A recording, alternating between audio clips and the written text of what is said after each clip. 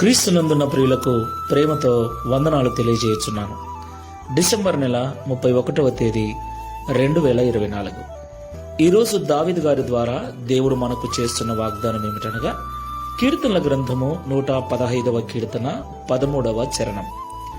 పిన్నలనేమి పెద్దలనేమి తన యందు భయభక్తులు గల వారిని యెహోవా ఆశీర్వదించును. ఆమేన్. నా ప్రియమైన సహోదరి సహోదరులారా, దేవుని ఆశీర్వాదం కొరకు మనమందరము కూడా ఉపవాస ప్రార్థన, విజ్ఞాపన ప్రార్థన, కన్నీటి ప్రార్థన, ఇలాగ ఎన్నో రకాల ప్రార్థనలు చేస్తున్నాం. కొన్నిసార్లు కానుకలు అర్పిస్తూ ఉన్నాం, కొన్నిసార్లు దాన ధర్మాలు చేస్తూ ఉన్నాం. ఇలాగ రకరకాలుగా దేవుని ఆశీర్వాదం పొందుకోవటానికి అనేక రకాల నీతి క్రియలు మనం చేస్తూ ఉన్నాం.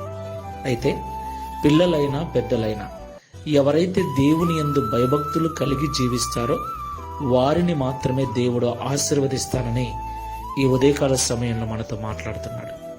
అవును ప్రియులారా, దేవుని యందు భయభక్తులు లేకుండా మనము ఎన్ని నీతి క్రియలు చేసినా అవి చింపిరి గుడ్డలతో సమానమని పరిశుద్ధ గ్రంథం సెలవిస్తుంది. కాబట్టి దేవుని ఆశీర్వాదం మనకు రావాలి అంటే ఒకే మార్గం, దేవుడంటే భయము, భక్తి ఉండాలి. దేవుడంటే భయపడేవాడు పాపము చేయడు, పాపానికి దూరంగా ఉంటాడు, నీతి కలిగి పరిశుద్ధత కలిగి ఉంటాడు. బైబిల్ సెలవిస్తుంది, యెహోవా యందు భయభక్తులు కలిగి ఉండటం చెడుతనమును అసహించుకున్నటయే అని. దేవునికి మహిమ కలుగును గాక.